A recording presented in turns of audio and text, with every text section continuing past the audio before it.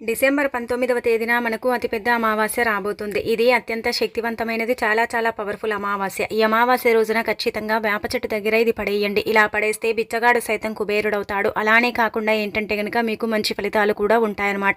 ఎందుకంటే ఇప్పుడు వచ్చే ఈ అమావాస్య చాలా పవర్ఫుల్ అండి, చాలా శక్తివంతమైనది. కాబట్టి ఈ అమావాస్య రోజున వేప చెట్టు దగ్గర ఇది పడేయటం వల్ల అనేక రకాల సమస్యల నుంచి మీరు బయటపడతారు. అన్ని విధాలుగా కూడా మీకు బాగా కలిసి వస్తుంది. దరిద్రాలు పోతాయి, మీరు పట్టిందల్లా బంగారం అవుతుంది. అలానే కాకుండా లక్ష్మీదేవి అనుగ్రహం కలుగుతుంది, సకల శుభాలు కూడా చేకూరుతాయని పురాణ గ్రంథాల్లో చెప్పబడుతుందన్నమాట. అందుకే అమావాస్య రోజు ఖచ్చితంగా అండి వేప చెట్టు దగ్గర ఇది పడేయండి. వేప చెట్టుని ఏంటంటే గనక దేవతా వృక్షంగా పరిగణిస్తారు. వేప చెట్టు అతీత శక్తివంతమైనది. వేప చెట్టు దగ్గర ఏంటంటే గనక అమావాస్య రోజు కొన్ని పనులను చేయటం వల్ల వేప చెట్టు కూడా మనకి ఏంటంటే గనక మన సమస్యను తీరుస్తుంది, మనకు అనుగ్రహాన్ని ఇస్తుంది. అలానే కాకుండా వేప చెట్టు ఏంటంటే చాలా పవర్ని కలిగి ఉంటుందన్నమాట. వేప చెట్టు ఏంటంటే కనుకనండి మనము ఎప్పుడైనా సరే విపరీతంగా సమస్యల్లో ఉన్నామనుకో, మనకు అసలు ఏం చేయాలో అర్థం కాదు, చాలా అయోమయ పరిస్థితిలో ఉన్నప్పుడు 2 నిమిషాలు వేప చెట్టు కింద కూర్చున్నా మనకేంటంటే ఒక తెలియని పాజిటివ్ అంటే వైబ్స్ అనేవి వస్తాయన్నమాట. అలా వేప చెట్టు ఏంటంటే నెగిటివ్ని తీసి పాజిటివ్ని ఇస్తుంది. కాబట్టి వేప చెట్టుకు అతీత శక్తి ఉంటుందని పురాణాలలోనే చెప్పబడుతుందన్నమాట. మన యొక్క దేవతలు, దేవుళ్ళు, మన అంటే గ్రామ దేవతలు, మన కులదేవతలు వేప చెట్టు దగ్గరే కొలువు తీరుతుంటారు కదా.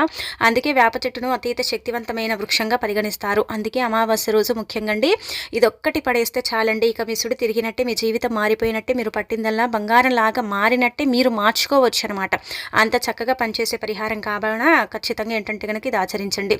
ఏం చేయాలో తెలుసుకునే ముందు ఒక చిన్న రిక్వెస్ట్ అండి, వీడియోకి ఒక లైక్ ఇచ్చి మా ఛానల్ని కొత్తగా చూస్తున్నట్టయితే సబ్స్క్రైబ్ చేసుకోండి.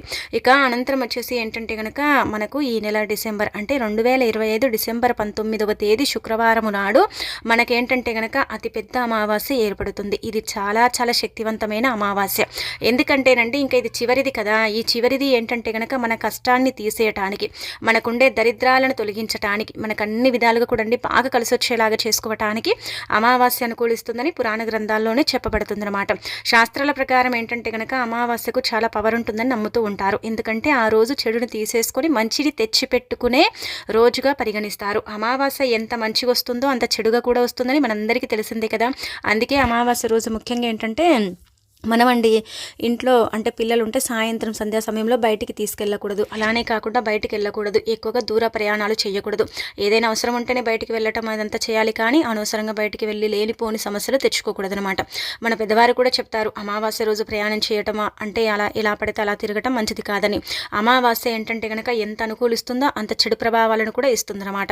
ఇలా ఇంకా తర్వాత ఏంటంటే కనుక ఇక్కడ గుర్తుపెట్టుకోండి, మీరు ఈ అమావాస్య రోజు అండి ఉదయాన్నే లేవండి, శుచిగా స్నాన కార్యక్రమాలు చేసుకోండి, ఇంటిని వాకిలిని శుభ్రం చేయండి. అమావాస్య రోజు స్నానం చేస్తే దరిద్రాలు పోతాయి, దోషాలు పోతాయి, మనకు తగిలే గండాలు ఉంటాయి కదండి, ఆ గండాల నుంచి మనం బయటపడతాము.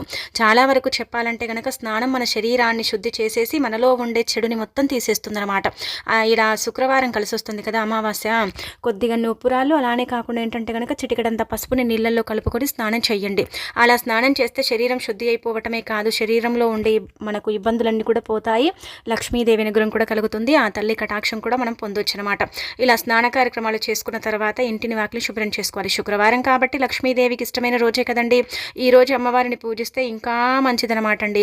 ఎందుకంటే ఆ తల్లి ఇంకా సంతోషించి అనుగ్రహంతో పాటు ఐశ్వర్యాన్ని కూడా ఇస్తుంది, ధనవర్షాన్ని కురిపిస్తుంది, మన జీవితాన్ని మారుస్తుంది, మనమంతా కూడా బాగుండేలాగా చేస్తుంది. కాబట్టి లక్ష్మీదేవిని నిష్ట నియమాలతో పూజించండి. ఈ రోజు ప్రత్యేకించి ఆవునేతితో దీపం పెడితే మంచిది. ఒకవేళ కుదరకపోతే డైలీ ఎలాగైతే దీపం పెడతారో అలా పెట్టేసుకోండి, సరిపోతుంది. కానీ మీరు పాలతో చేసిన నైవేద్యం కానీ లేదంటే కనుక చిన్న బెల్లం ముక్కని కానీ నైవేద్యంగా పెట్టండి. అలా పెడితే ఏంటంటే కనుక లక్ష్మీదేవి తొందరగా ప్రసన్నమవుతుందన్నమాట. ఇంకా ఇలా పూజించుకోండి. ఇక ఆ తర్వాత ఏంటంటే కనుక మన జీవితంలో అండి మనం ఎంత చేసుకున్నా కానీ కలిసి రాదు, మన కర్మ ఏంటో మనకు అర్థం కాదు. ఒక్కొక్కసారి ఏంటంటే కనుక జీవితం బాగుంటే జాతకం బాగుండదు, ఏదైనా పని అనుకుంటే అది జరగదు, చాలా ఇబ్బందులు వస్తూ ఉంటాయి, సమస్యలు వస్తూ ఉంటాయి, బాధలు పడుతూ ఉంటాం కదా. అలాంటి వాటి నుంచి మీరు బయటపడాలంటే కనుక ఈ అమావాస్య రోజు అండి వేప చెట్టు దగ్గర ఇది పడేయండి. వేప చెట్టు గురించి మనం ఇప్పుడే మాట్లాడుకున్నాం కాబట్టి వేప చెట్టు దగ్గర ఇది వేయటం వల్ల అయితే మంచి రిజల్ట్ని చూసే అవకాశం ఉంటుందండి. వేప చెట్టు దగ్గర ఇది పడేయటం వల్ల ఏంటంటే కనుక అనేక రకాల దరిద్ర బాధల నుంచి మనం బయటపడతాం. దిష్టి దిష్టి దోషాల నుంచి బయటికి రాగలుగుతాం. అన్ని విధాలుగా కూడా మనకు బాగా కలిసి వచ్చేలాగా చేసుకోవటానికి అమావాస్య అనేది అనుకూలిస్తుందని పురాణ గ్రంథాల్లో చెప్పబడుతుంది. శాస్త్రాల ప్రకారం ఏంటంటే కనుక ఇప్పుడు వచ్చే అమావాస్య కొంచెం పవర్ని కలిగింది. కొన్ని వందల సంవత్సరాల తర్వాత ఏర్పడుతున్న అత్యంత శక్తివంతమైన అమావాస్య అని కూడా చెప్పబడుతుంది అనమాట. అందుకే అమావాస్య రోజు గుర్తుపెట్టుకోండి. ఈ విధంగా ఏంటంటే కనుక పరిహారం చేసుకోండి. చాలా చాలా శక్తివంతమైన పరిహారం. అంటే చిన్న పరిహారమే అండి, మరి పెద్దదేం కాదనమాట. కాకపోతే మనకు ఫలితం అధికంగా వస్తుందన్నమాట. అందుకే అమావాస్య రోజు ఏంటంటే కనుక మీరు ఇంట్లో పూజ చేసుకొని సాయంత్రం సంధ్యా సమయంలో కానీ లేదంటే కనుక ఉదయం పూట కానీ వేప చెట్టు దగ్గరికి వెళ్ళండి. ఈ రోజు వేప చెట్టుని తాకిన మంచిదండి, కోటి జన్మల పుణ్యం లభిస్తుంది. వేప చెట్టుని 2 చేతులతో తాకితే ధన ద్వారాలు తెచ్చుకొని 4 వైపుల నుంచి కూడా డబ్బు అనేది ఆకర్షిస్తుంది. ధన సమస్య పూర్తిగా తొలగిపోతుంది. ధనం రావటమే కానీ పోవటం అనేది జరగదనమాట. డబ్బు లేక నరకం చూసే వారికి కూడా ఏంటంటే కనుక ఇప్పుడు చెప్పే ఈ పరిహారం అనేది ఉపయోగపడుతుందన్నమాట. అందుకే ఏంటంటేనండి అమావాస్య రోజు ఖచ్చితంగా గుర్తుపెట్టుకోండి. ఇలా వేప చెట్టుని ఏంటంటే కనుక తాకండి, 2 చేతులతో తాకండి. ధన ద్వారాలు మూసుకుపోయి చాలా మంది కూడా బాధపడతారు. చాలా మందికి తెలియని విషయం ఏంటంటే కనుక మన అరిచేతుల్లో ధన ద్వారాలు ఉంటాయండి. అంటే అవి ఏంటంటే కనుక మూసుకుపోయి ఉన్నప్పుడు మనకేంటంటే డబ్బు అనేది రాదు. చాలా ఇబ్బందులు కలుగుతాయి, బాధలు కలుగుతాయి, సమస్యలు వస్తూ ఉంటాయి అనమాట. అలా రాకుండా ఉండాలి, డబ్బు రావాలి, సంపాదించింది మిగలాలి, ఇబ్బందులు ఉండకూడదు అనుకునేవారు వేప చెట్టుని ఏంటంటే కనుక 2 సార్లు అరిచేతితో తాకాలండి. ఇలా 2 చేతులతో తాకాలన్నమాట. వేప చెట్టుని మొత్తం ఇలా తాకండి. ఇలా తాకి నమస్కారం చేసుకోండి. అలానే కాకుండా వేప చెట్టు చుట్టూ ఒక 5 ప్రదక్షిణలు చేయండి. ఆ తర్వాత ఏంటంటే కనుక మీరు ఇంట్లో నుండి వేప చెట్టు దగ్గరికి వెళ్ళేటప్పుడు ఏంటంటే కనుక గుర్తుపెట్టుకోండి 2 యాలక్కాయలను తీసుకొని వెళ్ళండి. యాలకులు లక్ష్మీదేవికి చాలా ఇష్టం అనమాట. ఆ తల్లి యాలకులను ఇష్టపడుతుంది. అలానే కాకుండా యాలకులతో చేసుకునే పరిహారాలన్నీ కూడా మనకు పనిచేస్తాయి. శుక్రవారం కాబట్టి అమ్మవారికి ఇష్టమైన రోజు కావున ఈ రోజు అమావాస్య కూడా ఏర్పడుతుంది. అందుకే మనకుండే ఇబ్బందులు పోవాలన్నా, ధనం రావాలన్నా, మన జీవితం మారాలన్నా, మన దరిద్రాలు పోవాలన్నా, మనకు అనుకూలంగా ఉండాలన్నా, కొత్త సంవత్సరంలో ఇబ్బందులు ఉండకూడదు, ఈ సంవత్సరంలో ఉండే కష్టాలు ఈ సంవత్సరంతోనే ముగియాలి అనుకున్నా సరేనండి, మీరు ఈ పనిని చేసుకోండి. 2 యాలకులు తీసుకోండి. అలా తీసుకొని వేప చెట్టు దగ్గరికి వెళ్ళండి. వెళ్ళిన తర్వాత వేప చెట్టు దగ్గర మనం చెప్పాం కదా ప్రదక్షిణ చేయటం, తాకటం, ఇంకా ఆ తర్వాత 2 యాలకులు తీసుకొని చక్కగా అక్కడికి వెళ్ళిన తర్వాత మీరు కుడి చేతిలో పట్టుకోండి. మీకుండే సమస్యలండి, మీకుండే దరిద్రాలు, మీకుండే సమస్యలన్నీ కూడా చెప్పుకోవాలన్నమాట. ఒకటే చెప్పండి, 2 చెప్పమని కాదు, ఎన్నుంటే అన్ని చెప్పుకోండి. అలా చెప్పుకొని ఏంటంటే కనుక తల చుట్టూతో 11 సార్లు తిప్పి యాలకులను ఏంటంటే కనుక వేప చెట్టు మొదట్లో పడేయండి. అలా అని మీ ఇంట్లోనే వేప చెట్టు ఉంటే అక్కడ చేయకండి, మీ ఇంటి పక్కనే ఉంటే అలా చేయకండి. కొంచెం మీ ఇంటి నుంచి దూరంగా ఉండే వేప చెట్ల దగ్గర చేసుకోండి. అక్కడ చేస్తే మంచి రిజల్ట్ ఉంటుందన్నమాట. ఎందుకంటే అక్కడ ఆ ప్రదేశాలలో చేసుకుంటే మంచిదండి. మనము అక్కడ యాలకులు పడేసిన తర్వాత 24 గంటల సమయం వరకు కూడా అండి మనం అక్కడికి వెళ్ళకపోవడమే బెటర్ అనమాట. అలా ఉండేలాగా చూసుకొని చేసుకోండి. అంతేకాని ఇప్పుడు పడేసి మళ్ళీ గంట సేపటికి అక్కడికి వెళ్ళి అలా ఏంటంటే యాలకులను చూడటం కానీ ఇలాంటివి చేయకూడదు. కొంతమంది ఇలా చేస్తూ ఉంటారు కాబట్టి చెప్పడం జరుగుతుంది. అలా చేయకూడదు. అలా చేస్తే ఎలాంటి ఫలితాలు అయితే ఉండవు, ఇబ్బందులు తప్ప. అందుకే మీరు ఏంటంటే కనుక గుర్తుపెట్టుకొని ఇలా ఈ విధంగా చేసేసుకోండి. ఖచ్చితంగా మార్పు ఉంటుంది. మీకు అద్భుతమైన ఫలితాలు అయితే వస్తాయి. క్షణాల్లోనే మీ జీవితం మారిపోతుంది. అలానే కాకుండా దైవానుగ్రహం కలుగుతుంది. అన్ని విధాలుగా కూడా మీకు బాగా కలిసి వస్తుంది. ఎలాంటి ఇబ్బంది అనేది ఉండదు. ఈ అమావాస్యకు శక్తివంతమైనది కాబట్టి ఈ శక్తివంతమైన పరిహారం చేసుకుంటే చాలా చాలా మంచి రిజల్ట్ అయితే మీరు అంటే పొందొచ్చు అనమాట. అసలు ఊహించలేరనమాట. ఇంత మంచి రిజల్ట్ వస్తుందా, ఇంత మంచి ఫలితం మేము పొందుతామా అన్నట్టుగా ఏంటంటే కనుక ఆశ్చర్యపోతారు. మనం ఏంటంటే యాలకులే కదా అనుకుంటాం, కానీ యాలకుల్లో అతీత శక్తి ఉంటుందండి. యాలకులకు చాలా పవర్ ఉంటుందండి. యాలకులు లక్ష్మీదేవి రూపంగా భావిస్తారు. యాలకులతో చేసుకునే పరిహారాలన్నీ కూడా మనకు చక్కగా పనిచేస్తాయి అనమాట. యాలకులు ఏంటంటే మానవ జీవితాన్ని మారుస్తాయి. మానవుడికి ఏంటంటే కనుక డబ్బుని అంటే ప్రసాదిస్తాయి. అలానే కాకుండా ధన ద్వారాలను తెరిపిస్తాయి. సమస్య నుంచి దూరం చేసేంత శక్తి యాలకులకు ఉంటుంది. ముఖ్యంగా దీంట్లో ఉండే పవర్ ఏంటంటే కనుక ధనాన్ని ఆకర్షించేంత శక్తి యాలకులకు ఉంటుందండి. లక్ష్మీదేవికి ఇష్టమైనవి యాలకులు కాబట్టి ఈరోజు మీరు దీపం పెట్టేటప్పుడు ఒక యాలకాయని తీసుకొని దీపంలో వేసి పెట్టుకోండి. అంటే ధనానికి సంబంధించిన సమస్య చెప్పుకొని ఆ తర్వాత వేప చెట్టు దగ్గర కూడా అక్కడికి వెళ్ళి మీకుండే ఇబ్బందులు, బాధలన్నీ కూడా చెప్పుకొని, మీకుండే ధన సమస్యలన్నీ కూడా చెప్పుకొని వేప చెట్టు దగ్గర ఏంటంటే కనుక 2 యాలకాయలను పడేసి ఇక వెనక్కి తిరిగి చూడకుండా ఇంటికి వచ్చేయండి. కాళ్ళు శుభ్రం చేసేసుకోండి, సరిపోతుంది. మార్పు అనేది మెల్లిమెల్లిగా ఉంటుంది. ఒకటేసారి మార్పు వస్తుందని చెప్పట్లేదు, కానీ మెల్లిమెల్లిగా మార్పునైతే మీరు చూస్తారు. చూసి షాక్ అవుతారనమాట. ఈ పరిహారం అయితే మీకు అంత చక్కగా పనిచేస్తుందండి. అంతలా ఫలితాన్ని అయితే ఇస్తుందన్నమాట. ఇంకా దీంట్లో మీకు ఎలాంటి సందేహాలు కూడా ఉండవన్నమాట అండి. ఒకసారి చేస్తే మీకు అర్థమైపోతుంది, మళ్ళీ చేస్తారు. నార్మల్ రోజుల కంటే కూడా అమావాస్య రోజు చేసుకుంటే తొందరగా ఫలితాలు ఉంటాయి. తొందరగా రిజల్ట్ని మనం పొందొచ్చు. మనమే మన కళ్ళతో ఏంటంటే కనుక కొన్ని చూసి ఆశ్చర్యపోవచ్చు అనమాట. కొన్ని అంటే కొంత రిజల్ట్ని చూసి మనమే ఆశ్చర్యపోయేంత అవకాశం ఉంటుంది. కాబట్టి వేప చెట్టు దగ్గర ఖచ్చితంగా ఇది పడేసుకోండి. ఇక ఆ తర్వాత ఈ అమావాస్య రోజున ఏంటంటే కనుక ముఖ్యంగా రాత్రి పడుకునేటప్పుడు దిండు కింద ఇది పెట్టి పడుకోండి. తెల్లవారేసరికి అద్భుతాలు జరుగుతాయి.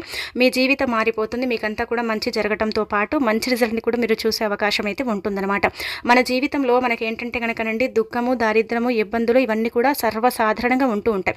కొంతమందికి ఏంటంటే గనక డిప్రెషన్ అండి, సమస్యలండి, బాధలండి చెప్పుకోలేరనమాట.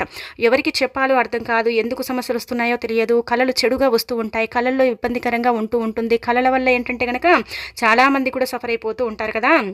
అలాంటి వాళ్ళు కూడా ఈరోజు తిదివార నక్షత్రం బాగుంది కదా, అందుకే మీరేంటంటే కనుక గుర్తుపెట్టుకోండి, రాత్రి పడుకునే ముందు ఇదొకటి దిండు కింద పెట్టి పడుకుంటే తెల్లవారేసరికి మనకొచ్చే ఈ చెడు కలలు కావచ్చు, మనకుండే కొంచెం అంటే నెగిటివిటీ ఉంటుంది కదా అది కావచ్చు, పడుకుంటే నిద్ర పట్టకపోవటం, అటు మెసిలి ఇటు మెసిలి అంటే నుసిలి పడుకోవటం, ఇదంతా కూడా జరుగుతూ ఉంటుంది. కొంతమందికి అమావాస్య వస్తే అసలు పడనే పడదు.